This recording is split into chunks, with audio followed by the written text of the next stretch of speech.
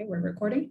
And these grapple with several shared questions, including why people come to the city and why, once they've made the city their home, they maintain social and spatial structures that they've built to sustain their lives.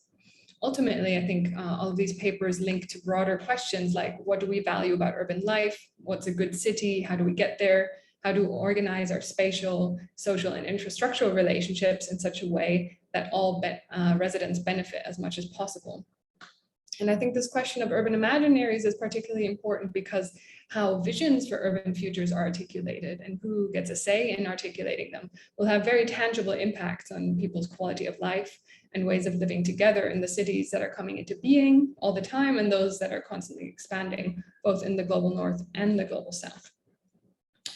To give a quick rundown of how we're going to run this panel, which is only 40 minutes, is that we'll have quick 3-minute pitches, first from Shriti, then from Maurizio, and then from Monica. These will be followed by 10 minutes of response by myself and Saffron. Then we'll give the speakers a bit of time to respond, and then the last 10 minutes will be open for audience questions. Unfortunately, both Henrietta Moore, who was scheduled to act as respondent, and our panelist, Sarah Winkler-Reed, are unable to join us today for health reasons, but you can watch Sarah's contribution if you haven't already, and we'll seek to draw it into our discussions as well because our panelists will have engaged with it. So Shriti, first I'd like to introduce you, and then maybe you can give us a short pitch of your paper. Shriti Ganguly is assistant professor at the Jindal School of Liberal Arts and Humanities at the O.P. Jindal Global University. She's interested in educational realities in the urban context. Her doctoral research, conducted at JNU in Delhi, focused on differentiation and distinction among the urban poor of Delhi and explored whether education becomes a marker of difference and distinction. She completed her MPhil at the same university on caste-based segregation in Indian cities and how a segregated settlement shapes the worldviews of its inhabitants. Her research interests are sociology of education, urban sociology, cities, segregation, poverty, social exclusion, caste, and gender. Shriti, will you tell us more about your paper? Yes, thank you, Hannah, and hello all. So very quickly, my paper explores the educational aspirations of marginalized residents in a squatter settlement of Delhi and how the city basically figures in their aspirations and desires. The city is important because this is a city that aspires to become a world-class space, and how the working class and the poor, who are often the recipients of state violence, articulate their aspirations for a better future through the pursuit of education is kind of the focus of this paper. And in doing so, the paper then also goes beyond the narratives of exclusion, violence against the poor, and class antagonism. This is something that I would like to highlight because the scholarship that is available on Delhi and, the transformation of Delhi's urban space and this pursuit of the world class or global tag has already received considerable attention from the urban studies circle. And the price that the city's poor and the working class slum dwellers have been forced to pay in this process of gentrification or sanitizing the city space has been largely the focus of the scholarship. And another important point is that the peculiarity of the middle class's role in driving some of these changes in the city has also been extensively written about. So, therefore, the understanding of the intense stigma that is associated with being a slum dweller, slums as spaces of concentration of lower castes and minorities, as opposed to being a middle class or a cosmopolitan elite in the city, as anthropologist Sara Dickey points out, a category that counts in the nation's imagination, is also kind of crucial in understanding this desire for education, mobility, and belongingness, and the desire to reconfigure one's stigmatized identity. So, some of the scholars that I refer to are Asha Ghatnar, Shet Sinlar, Ursula Rao, and who also kind of go beyond the narrative of displacement and exclusion and try to foreground the agency of those on the urban margins. So, as Ursula Rao also says, that the dream of urban sophistication is not the one of, not an exclusive dream of the well-off only. So, how along these lines, the paper basically discusses this desire and this aspiration for, this pursuit of cultural capital and this desire for belonging. That's it. Thank you. Thank you, Shruti. Our next speaker is Maurizio Marinelli. He's professor of global China with a focus on history at Sussex and an honorary professor at the UCL Institute for Global Prosperity, where he also heads the Asia Prosperity Research Hub. Maurizio's research is located at the crossroads of Chinese historical geography, politics, and society. So the strategy that underpins his research is comparative, transcultural, and transnational. Through this interdisciplinary lens, he explores the socio-spatial transformation of China as a means to engage with larger, related, and universally experienced themes such as the production of space, aesthetic regimes of power, the role of cultural heritage in the construction of transnational identity, the creation of livable and sustainable cities, as well as globalizing China and the discourse of ecological civilization. Maurizio, the floor is yours. Thank you very much for inviting me to this panel and be part of it. Thank you so much to Hannah for the generous introduction. I will share the screen so that I will show you a couple of images. This is a paper that tries to respond to two key questions of this panel in relation to the presentation of the panel that you already heard from Hannah. I'm trying to engage more specifically with the two questions that have to do with the two provocations, if you want, with how can aspirations and imaginaries of locally grounded decent lives help us to rethink existing notions of the urban, and how can an urban ethical imagination be harnessed for progressive political projects, even in situations of ongoing and overlapping crisis and precarity. The presentation is... Sorry to interrupt. We see your Word document. Did you want to share that, or are you trying to share? Yes, I'm going to share a couple. Yeah, I'm using this one to share a couple of images, basically. And the longer title had to do with this discourse. I mean, the focus is on Hong Kong. This is the paper that is part of a larger project on street markets in Hong Kong, also as an attempt to engage with issues of prosperity from below, sustainability from below, and also history from below, because these markets, historically, the street talking has been the first step up the social ladder for many mainland, for many Chinese, especially from Guangdong province, people moving from the mainland to Hong Kong. And the focus of this paper is specifically on in the Hong Kong, as I said, but also in the Shan Po area, that I don't know if you are familiar with it, but it's really an area in Hong Kong, in Kowloon, Hong Kong, that is quite important because it was really the border between what was Hong Kong until 1997 and mainland China. And so in this area, we have really street markets that we can talk about for in terms of having street markets and street talking for 18 to 24 hours a day.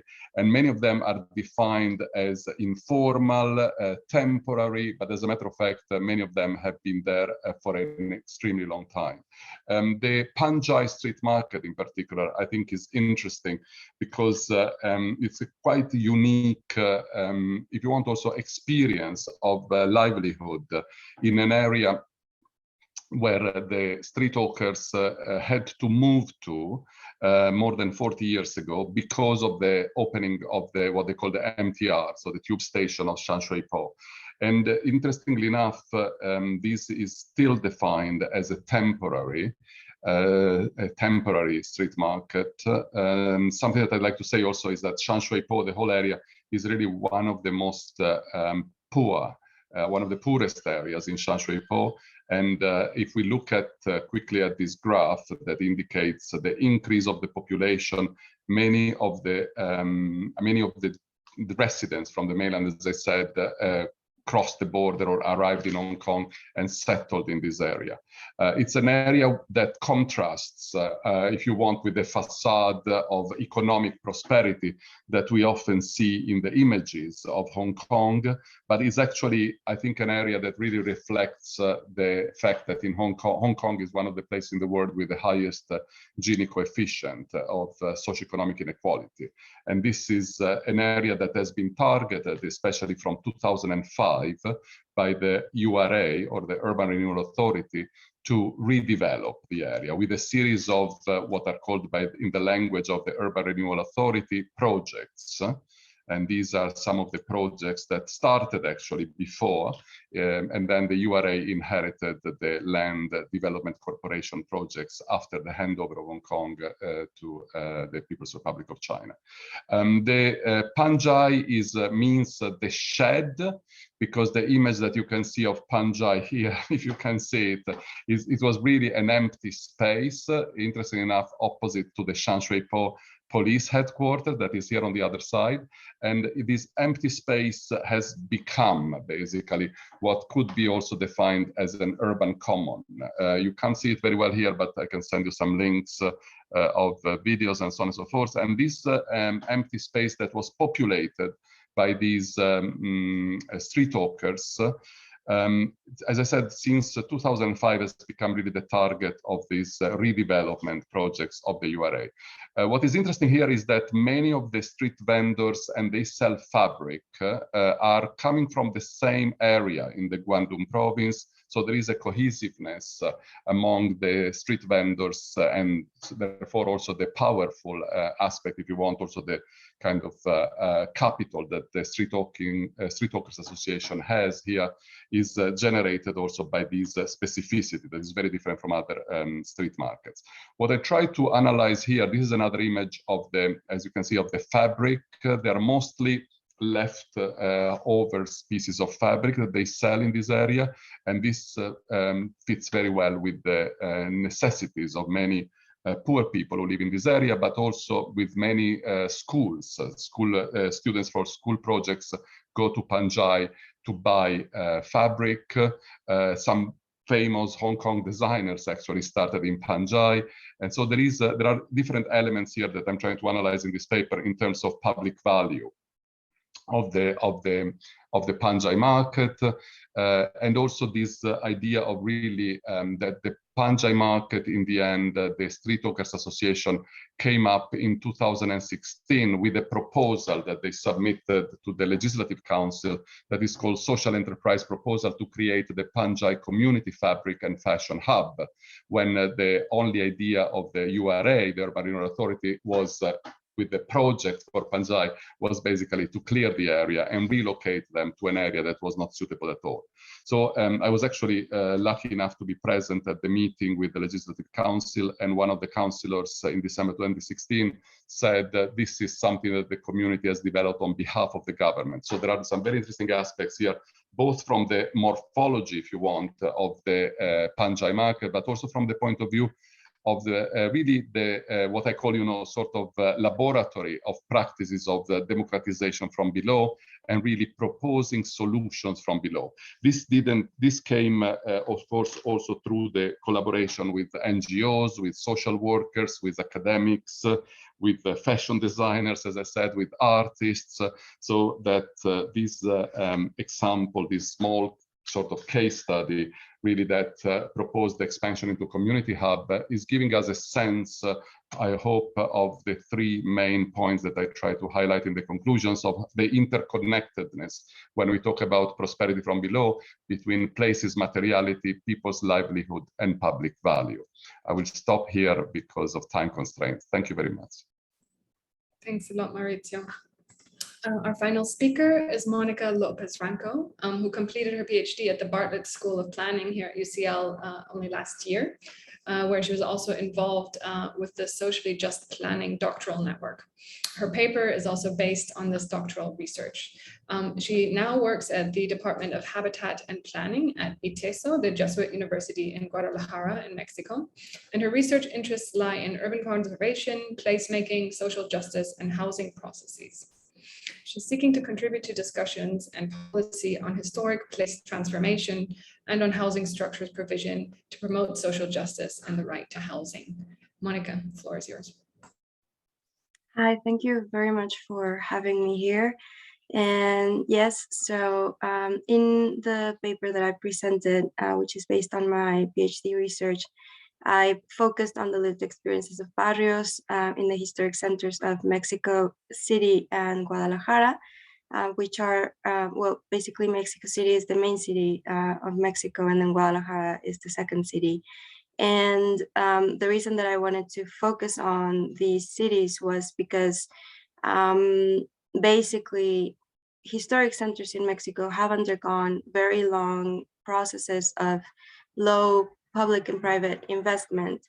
And this has led to a lot of deterioration in the physical sense, but also a lot of stigmatization. So basically, in the last 20 years, a lot of planning instruments have been developing at the local level to renew or regenerate historic centers. And in my research, one of the things that I found was that even though the Barrio social spatial unit was being identified by local instruments as important as part of the historic urban fabric of historic centers, the actual strategies to pursue urban renewal and regeneration were actually through top-down corridors. So basically, these were linear streets along several blocks where suddenly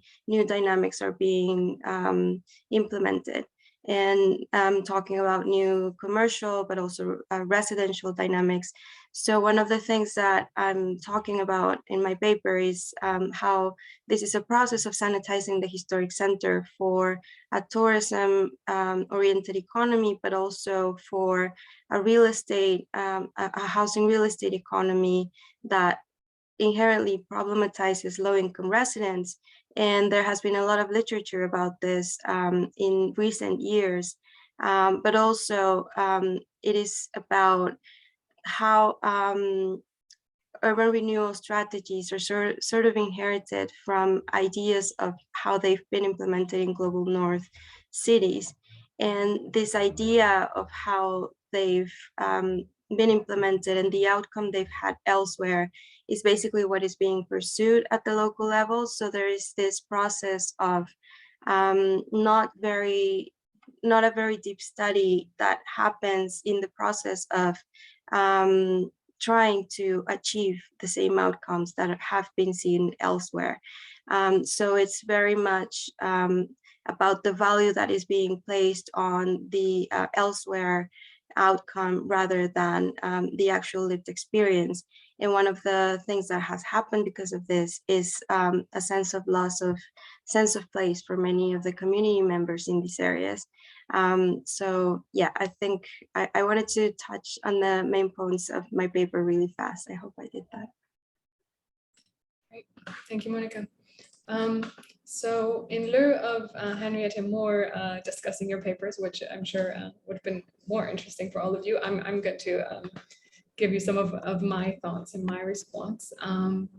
So first of all, I thought it was really notable that all four papers deal with processes of urban renewal in one form or another. And these reveal the divergent priorities of governments, developers, and marginal residents of the city.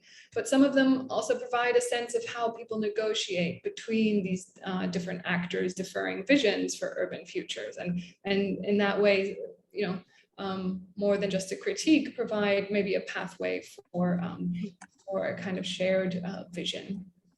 Shriti Ganguly's paper focuses on one of the key drivers of rural-urban migration, the promise of social mobility, of a better life, if not for yourself, then at least for the next generation.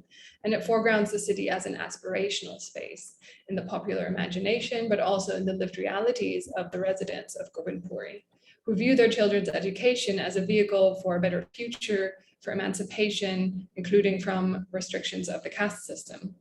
The city here seems to be imagined as a space of refinement, progress, civilization, and potentially, eventually, becoming part of the middle classes. The cultural capital attained in the city is reflected in clothes, in forms of speech, and in manners. And so the urban poor are set apart from their rural counterparts through these expressions of cultural capital. A particularly striking aspect of this aspirational life for me were the hardships that people are willing to suffer in the present for the realization of this promise in the longer term. This includes living in the slum in order to pay for tuition, for example. So while education is seen as a route to progressing and escaping stigma, residents encounter new forms of stigma through the spaces that they inhabit. And this to me is maybe the core irony that is revealed in this paper, is that these very spaces that are created because people want to partake in an optimistic vision of urban progress become victims to state violence in the form of slum clearances and displacement, because the state doesn't view the urban poor as part of the world-class city. So a question for you, Shriti. You say that striving for education reflects a desire to belong to the world-class city. So I would be really interested to know how this world-class label is understood or deployed by your interlocutors. Do they have kind of international cultural reference points and aspirations, or does the global scale seem sort of quite distant or maybe even exclusionary to them? And furthermore, is there a version of India's vision of the world-class city that might include a place for the urban poor, or at least acknowledge their role in it? So these were some of the questions your paper raised for me. Let me move right on to Maurizio's paper. Maurizio Marinelli's paper traces the successful community resistance to the closure and displacement of the Pangjai fabric market in Hong Kong. It emphasizes the role street markets can play as a source of livelihoods and resilience, as a sense of home and belonging, and of social capital. However, this value that's created by the market was not initially recognized by the local government. And this then contributes to our discussion on urban ethical imaginations by drawing our attention to the differing ways of assessing what we value in our cities, and hence how we envision their futures. It does so by showing how migrant communities build social infrastructures that sustain their own communities, but also bring value to the city at large, often in temporary, informal, or marginal spaces, in short, in undervalued areas of the city. And I see as particularly important the paper's focus on the way the community groups were able to demonstrate the value of a space like the Pangjai market to government actors. This seems almost like a translation effort to me that helps negotiate between top-down and bottom-up approaches to urban value creation. So through highlighting under-recognized forms of value and perhaps presenting it in the language of policy actors, Maurizio, maybe you can tell us more about how this translation happened. These efforts can perhaps help negotiate compromises for integrating these differing priorities and visions of urban futures. Some questions that the paper raised for me were, Maurizio, you mentioned the participatory planning group used the language of saving Pangjai as a commons, and I wondered what this notion of the commons meant to them, or what it means to you, if it's a term that you find useful in your work.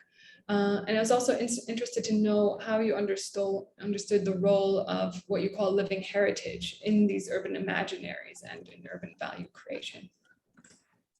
The next paper was Monica Lopez Franco's paper, which offers another perspective on urban actors deferring assessments of values and thus visions for urban futures. Here between local residents of the historic centers of Mexico City and Guadalajara, and the planners organizing the renewal of these barrios. The paper argues that planners do not respond to local structures and needs, and instead reorganize space in opposition to these, applying international standards with insufficient consideration of local context. The paper challenges us to overcome overly simplistic narratives of local context as bad and global standards as good. And the paper left me wondering whether this might also require getting a better sense of local residents' values, of what they see as good and bad, what they wish to preserve, and where they also see a need for change and remediation in these areas. In describing urban renewal as focusing on street level beautification and increased business activity, as well as residents' concerns that their sense of place was being lost, especially through increased economic activities, the case study echoes narratives of tourism-led development in historic town centers across the world in many ways. So I was interested, Monica, how this case might inform our understanding of processes of that kind of tourism development, but also gentrification elsewhere. What do we learn about how we can better incorporate local priorities into visions of urban futures? Finally, although Sarah isn't here, I wanted to include her paper because I think it might add a conceptual dimension to our discussion.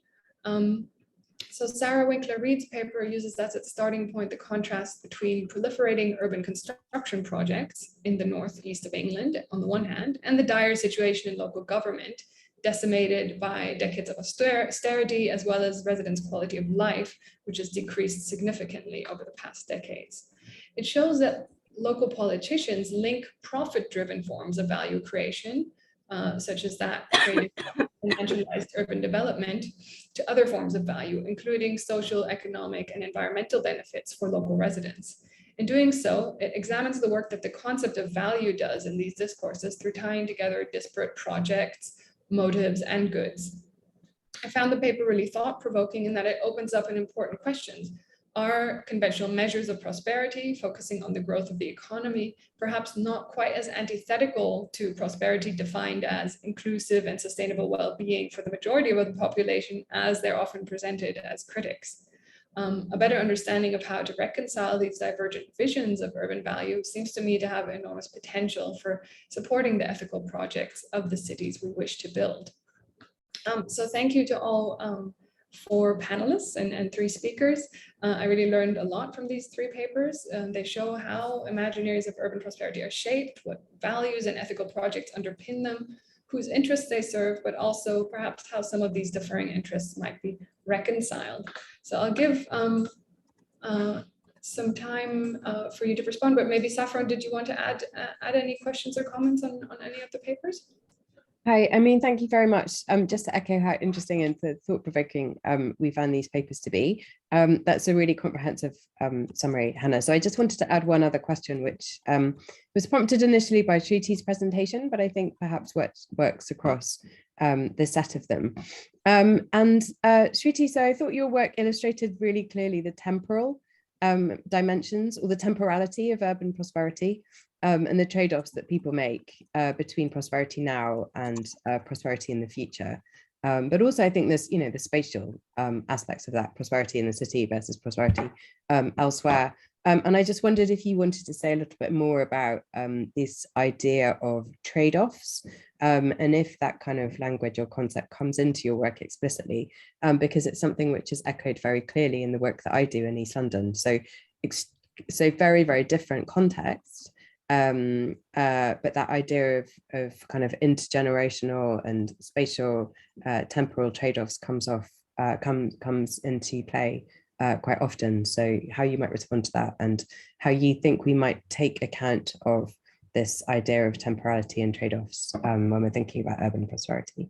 That's all I have to add. Very comprehensive otherwise, thank you. Yeah, shall we go in the order of the papers as well, Shriti? Are you happy to start? Yes. Thank you so much, Hannah, for the feedback and the very pertinent questions raised. I may need some time to reflect on Saffron's question and come back later, but I did think about the questions raised by you. The world-classness and the world-class label, what it really entails and in what terms I have used it in my work, largely drawing from the works of scholars like Asha Ghartner. It's about aesthetics, the world-class aesthetics. So it entails the malls and the flyovers and the gated residential colonies. And these are the processes that actually led to the removal or regulation of population that is considered nuisance in the eyes of the cosmopolitan elites or the middle classes. So even if, say for instance, a mall is not adhering to the environmental norms, it will get clearance because aesthetically it looks planned. As opposed to this, the idea of slum is a nuisance, it is an illegal encroachment and it looks unplanned. So what looks aesthetically beautiful and planned as opposed to what looks unplanned and out of place. So the desire to pursue these capitals is also a desire to move out of that stigmatized spatial context. So because this was also a space that was constantly under the threat of demolition.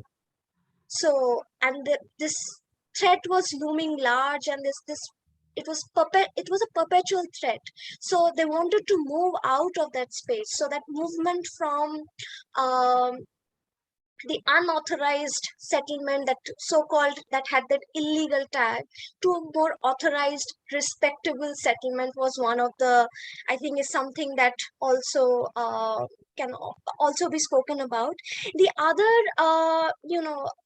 other desire is this desire to participate in a city where the middle class has also defined what quality and good education means.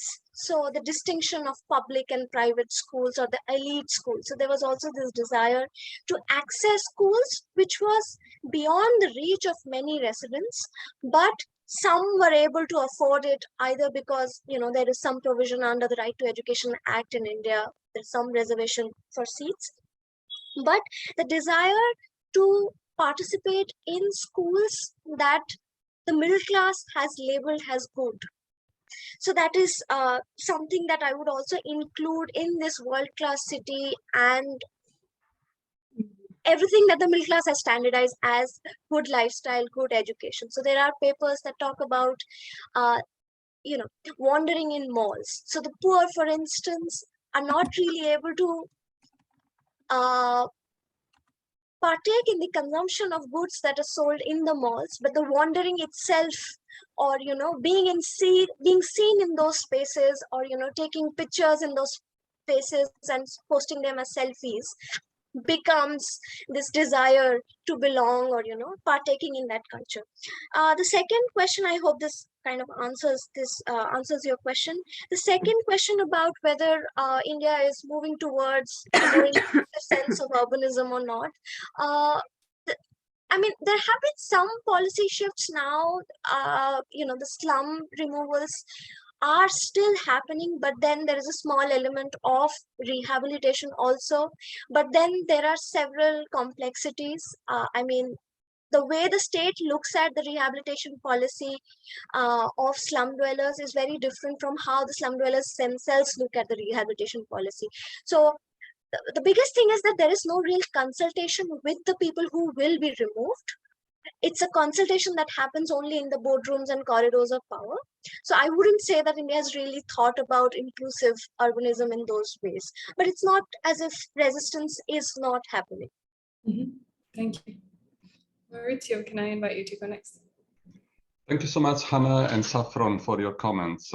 Yes, I think one of the interesting things about Panjai is exactly as Hannah said, the ability somehow, or the translation effort and the ability of the Panjai street talkers to create value, and also to come up with a proposal by themselves, as opposed to the waiting for the government to find a solution. But it's exactly this kind of, if you want, this kind of dialectics between the top down and the bottom up that I found quite interesting. In terms of participatory planning review and the idea of the common, I mean, the title, in the longer title that I couldn't fit into the 1,800 words actually, but this is the original title. I'm exactly talking about something that resonates with what Sriti and Monica are also talking about. I mean, this kind of dichotomy between what I call the aesthetic normativity of the urbanism and this sense of the community. So probably more than common, as it was called by the when they were awarded these prizes, and there was also another prize that I didn't mention in the article by the Hong Kong Institute of Design.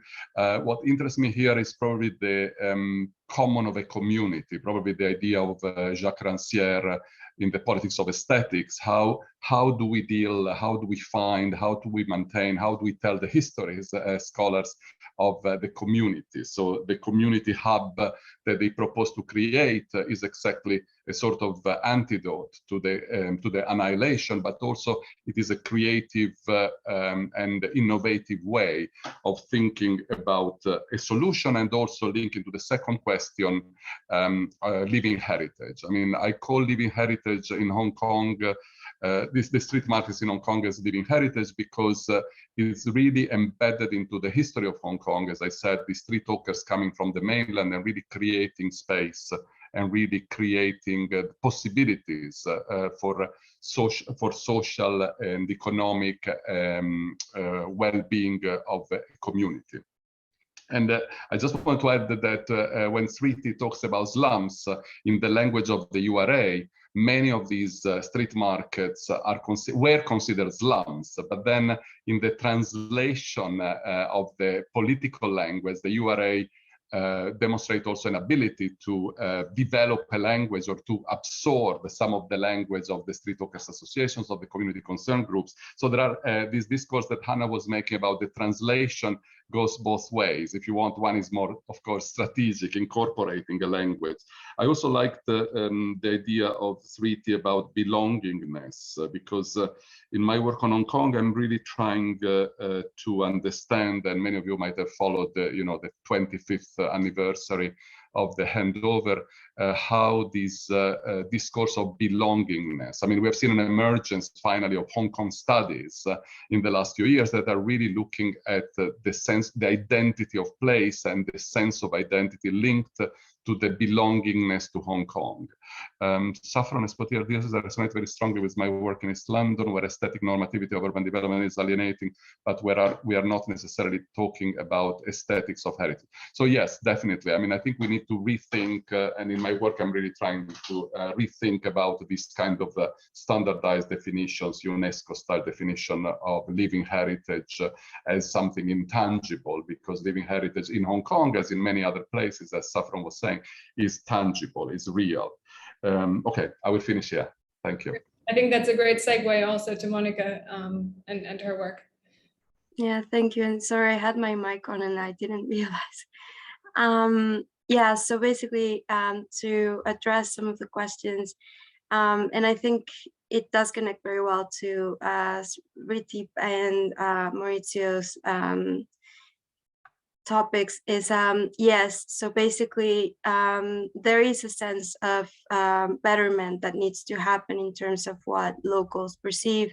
There is a lot of deterioration of the physical landscape, and there are a lot of very complex dynamics at the social level that have happened. Specifically in certain areas, there has been a lot of violence and things like that. But also, one of the things that I found very interesting was when I basically undertook a discourse analysis, and what was valuable to the residents when they talked about sense of place, they were basically talking about community dynamics and the sense of having a nearby shop that feels local, and having a pub that is also local and has been around the neighborhood for many decades, and how these new dynamics have started changing this. And maybe a lot of these local places that were landmarks to the community have started to get lost in the process. So there is a sense of need to better a lot of the things that are happening in these places, but there's also a resistance to losing the places that are meaningful to them. And so, yeah, in this sense, one of the things that I found very interesting was the aspect in reading the other papers as well, or in the presentations, was the common aspect of the aspirational space, and also the sense of value and what is being considered as valuable to address or these places. And one of the things that I was thinking about listening to the others now was what is understood by planners as middle class spaces, and what are these aesthetic markers that are being used to sort of mobilize this idea. So when I think about what might inform the urban future in cases of tourism-led development and gentrification, I think this is something that is very much shaping that, the sense of a sense of what is valuable and what will bring an economic dynamic at the end of the day. And one of the things that I tried to address in my thesis, I had more space there, was the idea of what we are considering as valuable for historic places and the communities inside of historic places. So in a sense, the people and the barrios are being sort of stigmatized in a way, just because they are sort of grouped with a negative idea of what's happening in historic places. And so I do think that this needs to undergo a shift, in the sense that the communities and the barrios are not necessarily synonymous with negative characteristics and dynamics, and then through making this separation, then maybe gentrification and tourism-led negative outcomes can be addressed better, maybe. Okay, thank you. Thanks, everyone. I know we're already at the end of the session. This went by really quickly. We do have, I mean, maybe if we can go 5 minutes over, if there's any sort of urgent responses that any of the panelists wanted to make to each other. I think I see a lot of overlap. And Saffron was also in the chat highlighting, overlaps with her work.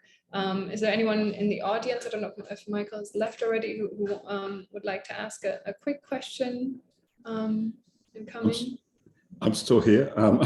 I have quite a few questions and there are lots of overlaps. I was really interested in the issue of value because it seems to be something that relates to several of the cases, and that sort of argument over whether you're creating, whether we're looking at land market values as in development value, or sort of various use values or existence values, convenience values. And that seems central to sort of a lot of the arguments about what the appropriate form of urban development is in particular locations. I was particularly interested in relation to Hong Kong street markets, mostly because I spent most of my childhood there. So it's personal as much as academic. I'm not sure, I don't know what you can answer on that. It's too big a question for the last few minutes of this session, but I did really enjoy the conversation. So I think maybe the main thing I was going to say is just thank you for everyone's presentation. But if anyone wants to comment on that sort of struggle over what value matters, which seems to me to be something which we will always have with us, that's always a fundamental to struggles over land use priorities. I'd be interested in any comments. I just have one really tiny comment on that topic, because I've got to rush to another session in a moment. That was such a thought-provoking set of conversations, and I really enjoyed it. And I would really like to pick up this question of kind of value and aesthetics offline with the group, if we can, to continue the discussion. But I think this issue of value and aesthetics is a really interesting way to kind of engage with it. So a lot of the work that I do is about urban regeneration, and the current narrative is around social value. So how do developers understand and act on this idea of social value? But aesthetics and the alienating effect of aesthetics come up all the time from a community point of view. But that kind of negative impact on placemaking and belonging and sense of place is something which I feel is not fully understood and articulated in those practices of social value yet. So I actually think there's a lot of value, I can't think of another word at short notice, a lot of value in taking this idea of a kind of what matters and what is valuable to communities, and thinking about how that is expressed through the kind of materiality of the built environment and through the aesthetics of design, and thinking about this kind of bottom-up design code or guidelines that don't exist within, if you're not working in a kind of heritage or conservation framework, because this is just something I come up against all the time in conversations with developers, and it would be so interesting to kind of take that into a different realm. So I'm going to rush to my other session now. So thank you very much. Hope to talk to you all again soon. Thanks, Hannah. Thanks, Saffron. Yeah, so just to reiterate, we really hope that this is the beginning of a set of conversations. And as Saffron mentioned, this whole question of value and who determines what is valuable in cities is really something we're grappling with in this urban prosperity research stream that we're starting out on. So it'd be great if we could continue to be in touch and develop these ideas together further. Maybe also with you, Michael, if you're interested. We will reach out more, and I wanted to just highlight to you that in the next session, in the next parallel session, the IGP is also hosting another session, which is what Saffron just ran off to, which is on urban citizen science and community-based knowledge production. That's a workshop starting at 1 p.m. UK time. And with that, I want to thank all the panelists, all the speakers. It's really grateful. I learned a lot, and yeah, I hope we can all keep in touch. Thank you very much. Thank you. Bye bye. Thank you. Bye. Thank you.